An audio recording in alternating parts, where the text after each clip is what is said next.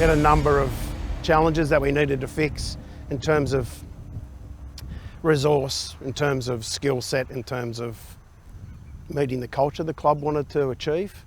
So we got a number of people together, formed the C&D Committee, myself, Barry Jones, Steve Marks, Peter Beck, Daniel Pollard were the original team that were on that C&D.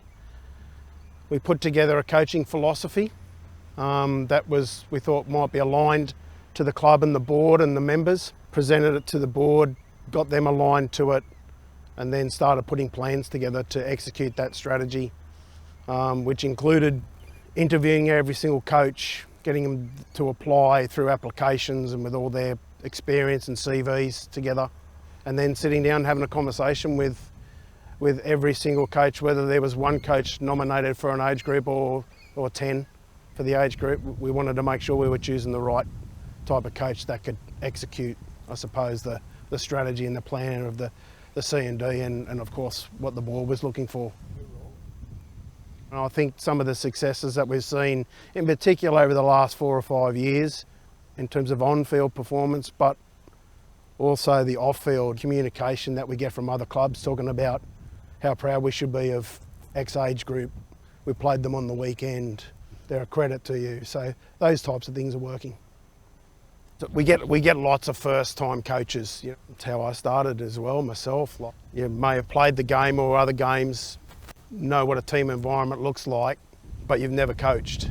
So you're going off your own experiences, aren't you? For first-time coaches here, we've got the ability, there's so much more online skill tools and hydration skills, and learnings that you can actually educate not just the playing group, but also the first-time coaches. We try and run coach-to-coach sessions as well, where we get a group, we invite, mini or mod or international together, and we get the coaches and the ones who we walk around and watch how they coach, whether that be at training or whether that be game day. We get to get a little bit of a feel on who we think may or may not need a little bit of help or guidance. So we run those coach-to-coach sessions. We quite often get a lot of the coaches asking us to come down and run a session for them, or a group of sessions, which is also something the C&D like getting their hands dirty with. And of course there's the education process around achieving your coaching certificate, where a lot of that foundational learning of how to coach, what to coach, when to coach it, and of course how to manage people, which is probably the biggest skill set that every coach needs to master. Managers, like trainers, make good coaches, and all of those together is like an ingredients in making a cake. You can't make the cake without all of those ingredients, so managers are key. We've got many coaches here that are very, very good coaches, very good man managers, but probably not so skillful in the management piece. So a really good manager makes the seasons flow, it makes the communication more effective and more consistent, and a good manager is really, really good at eyes and ears for the coaches as well, just being close enough but arm's length enough to be able to go, I heard such and such, they're struggling with this, or these are the things that are going on. So good managers keep their ears to the ground, as well as sitting there and playing the role game day that they need to play in terms of collecting tries and for and against scorelines. The mini league clinic is like an introduction to rugby league for a lot of people, and kids in particular, boys and girls that have never played rugby league. We get a lot of parents bringing their kids down to trial in the clinic to see, there's a little bit of a toe in the water situation, whether to see whether they like it or not. For us as a club, it was as much a strategy to continue to build our numbers at those really early age groups like 6s and 7s, to give everybody an introduction to the game. Hopefully they like it, exposes the parents to the club and the skills that are required, and also give them a taste for the culture of the place. So the mini clinic was started again through people like Daniel Pollard. He actually started it and ran it with the help of a lot of other coaches for a few years, and it's continued to be a success for us. I think last year we had over 100 boys and girls looking for their introduction into the game, and of course that helps build the younger age groups, and if you're building those younger age groups, hopefully you can retain them and continue that growth. We felt there was a gap in and around that 13s age group. We extended the first couple of years to 11s, 12s and 13s to give them a little bit of a taste, I suppose, of what rep football could potentially look like for them. So myself and Barry Jones put together a program which was based on the Parramatta Summer Coaching Clinic. So the content in and around that was used as the framework, and then we built in a number of what we felt was improvements to the program, and then we nominated or we spoke to coaches that we felt could really benefit from those types of learnings. We spoke to them, invited them into the program, did a coach to coach session before we ran the Bulls Academy program, which goes for 6 weeks, twice a week for 6 weeks. Then what we did is through the course of the year, in those specific age groups, we did some talent identification. There was probably 4 or 5 of us, certainly those people that I mentioned earlier. And we went around and had a look at some kids that we felt, would benefit from it. And we also extended that in the 13s age group into the 2nd and 3rd division teams, because we feel it's our job as coaches to develop kids who may not necessarily see the bigger picture right now at 11, 12 or 13, but there's something there, and sometimes a little bit of a pat on the back and making them feel a little bit special is something that drives them. We gave them their own individual number the first couple of years, so they were unique. They felt unique. They were given some gear through some valuable sponsors who put together the design, or we put together the design, and then they were good enough to resource it and pay for it. We gave them gear, we gave them backpacks, hats, water bottles, so on and so forth, so that there's something they could hang on to. So the whole experience was about opening their eyes to what's going to happen if they make their first rep team.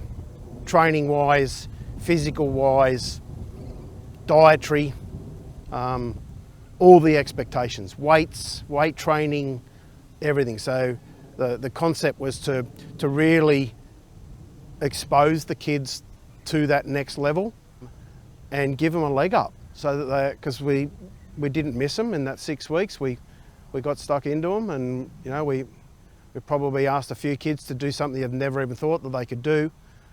But that was really for me, watching a young man who thought was never going to make a rep team. All of a sudden he's doing what all the boys who were probably at the more sharper end of the spectrum, they're doing it as well. You can see their life open up in front of them. It's good to see. So like everything in life, things are changing. Rules, regulations, contact, no contact. Obviously Queensland Rugby League and New South Wales Rugby League have been trialling the program of no contact, and I think it's in the minis age group for a number of weeks. I think the whole intention is to make parents more comfortable without the contact and probably continue to get participation numbers up. Obviously people that have been in the game for a little while, there's pros and cons for both, but the reality to it is the game's changing. We've got all abilities team, we've got massive growth numbers in the women's game and the girls game. It's really pleasing to see those initiatives to be realised, and then the growth in that particular space in the women's game is massive. We see that as a club, and we see that as a C&D, and it's important for us to nurture and grow that. There's a whole raft of learnings that the coaches need to continue to re-educate themselves, and for coaches to re-educate themselves, C&D needs to, the club needs to, so that we're up to date in terms of rule changes, expectations, even just cultural shifts for us as a club, it's super important to be on our game, and in turn, the C&D has the ability to educate and communicate with all the coaches in the club across all of those different types of games, you know, all abilities, women, so on and so forth. So, as I say, like everything in life, change is guaranteed. So there's a process to identify and TID, talent identification process, with players and coaches for that matter, trainers. You know, I've been fortunate enough to be part of the Manly and Penrith and Parramatta NRL systems as a result of being ID'd. So from a playing perspective, a little bit like what we were referring to with the Bulls Academy, Parramatta send a whole heap of guys around talent identifying, playing talent, coaching talent, training talent. Then at the end of the year, which is in and around August, each coach in the respective age groups are asked to nominate X amount of players. So first division might be 13 players or 10 players, second division might be 8, third division might be 6. They then get an invitation based on those nominations to go and trial for those rep football teams. So Harold Matthews, 15s development teams, Andrew Johns, SG Ball, so on and so forth. That same structure is followed, and then they have a trial, potentially 2 or 3 trials.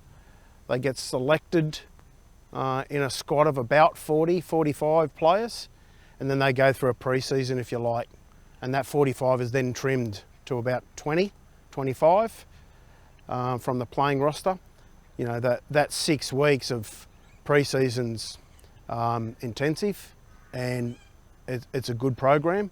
So the whole strategy around TIDing and getting the right players and not missing any players, that's how that's handled at that next level. Obviously, within our club, we've also got a very, very strong Oztag family. About 4,000 players, I think, in the club, 3,500 to 4,000 players.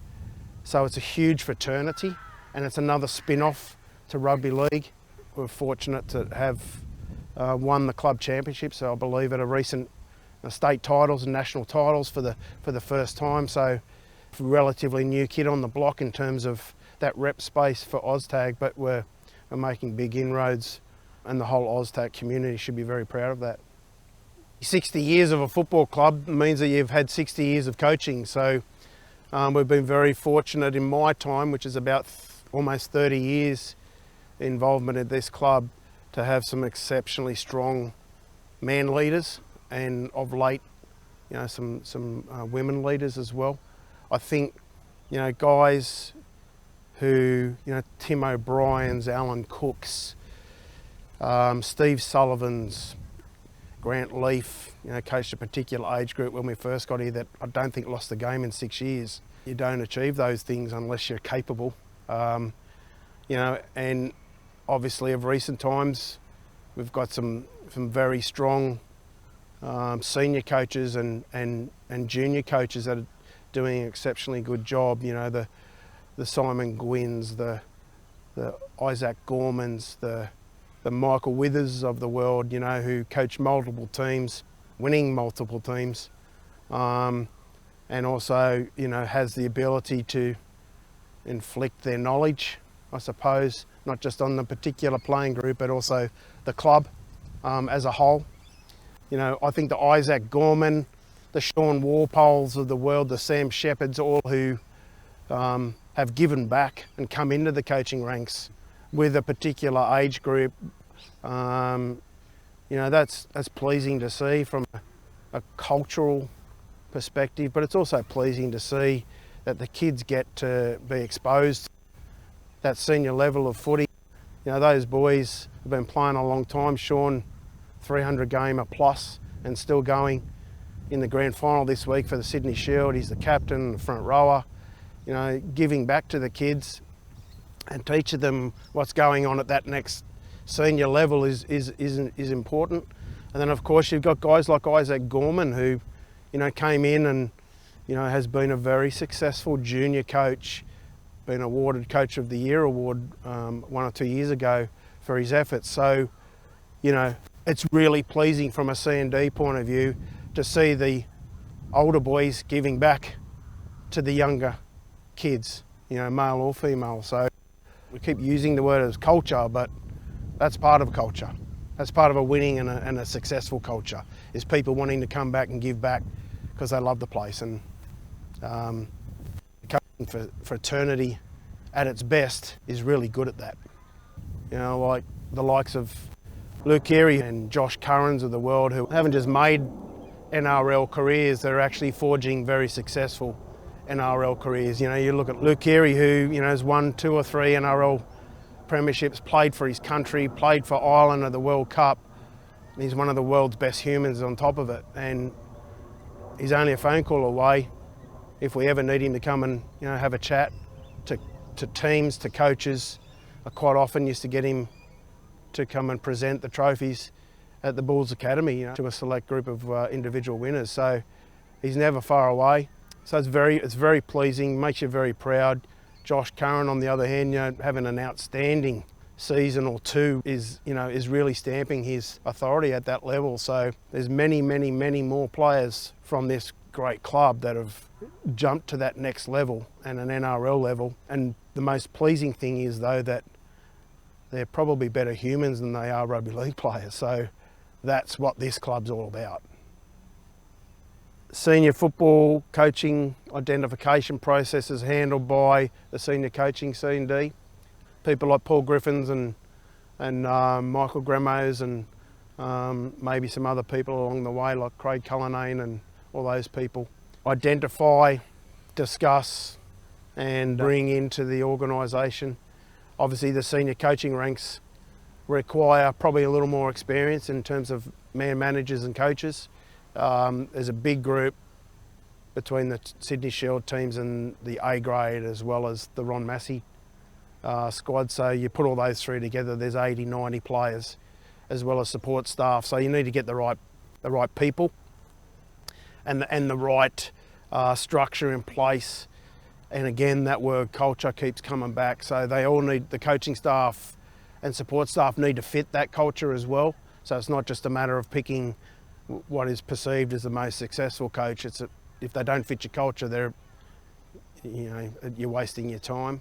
So we've been fortunate to have some quality coaches come into the place and the club, and we've had some success, in particular last year.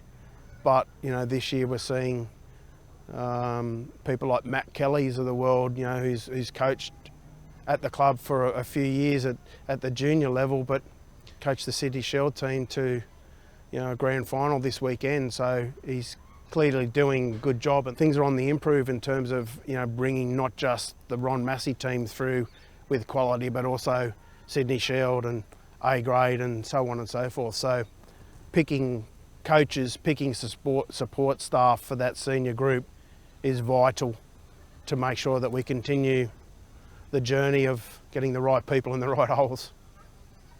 Current C&D, very fortunate. We keep talking about quality people in the right holes. We're very fortunate that C&D is very astutely led by probably one of the world's best humans and one of the best rugby league coaches, certainly at a junior level and at an NRL level when he was there as well, which is a guy by the name of Craig Cullinane. So Cully's probably the most qualified coach we have ever at this place, and his demeanour, his style, his approach is really amiable to growth and development. He's a school teacher, so he can educate people, he knows what he's doing. He's also very fortunate that he's got some great people who are doers working with him, such as the Ryan Orleys of the world, the Sam Rutherfords, and when and if he needs me, I'm there for him as well. So, it's like the C&D is the key to everything we've been talking about, the direction of where it's heading, the direction of the club, and of course the direction of where we want to be.